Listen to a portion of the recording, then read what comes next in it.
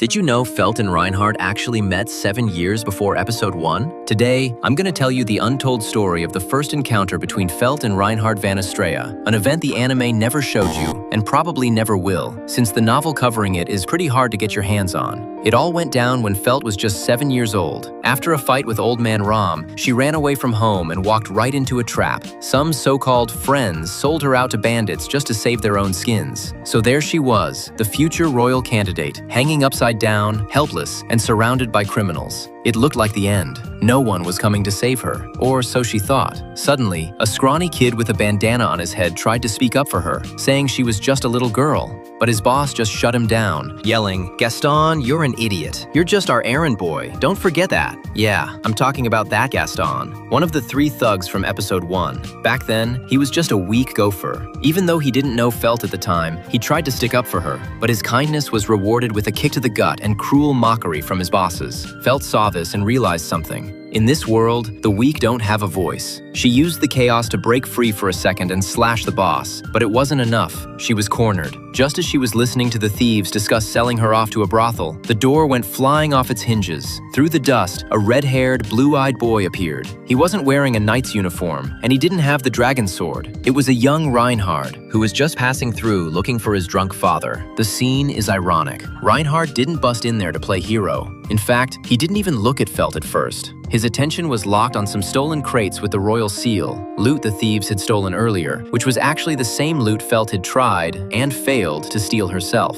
With absolute calm, he suggested the bandits surrender, warning them with total sincerity that he was very bad at holding back his strength. The criminals lunged at him, and, well, you can guess the result. Felt didn't stick around for the show. She used the distraction that monster created to escape out the window. That was the first time their paths crossed. He saved her without knowing who she was, and she ran away without knowing he would be her future knight. Once she was safe, Felt reunited with Ram. The old man asked if she wanted revenge on the kids who betrayed her or on the bandits, but Felt, changed by what she saw in that tavern and the helplessness of seeing people trying to do good despite their limitations, said no. Felt realized that taking revenge on other poor folks was stupid. The weak stealing from the weak was just an endless cycle. Facing the sunset, she swore that her enemy wasn't people, but poverty itself. Right then and there, Felt and Ram decided to take over that wrecked tavern Reinhardt had cleared out and turn it into their base. And that is how the Loot House, that building we see in episode 1 of the anime, was born. Unknowingly, Reinhardt and Felt met 7 years before episode 3. But they would actually have another encounter before meeting in the anime. A meeting where Reinhardt was cross-dressing as a girl for a secret mission. But that is a story you don't know yet. I've started a series on cut content on the channel.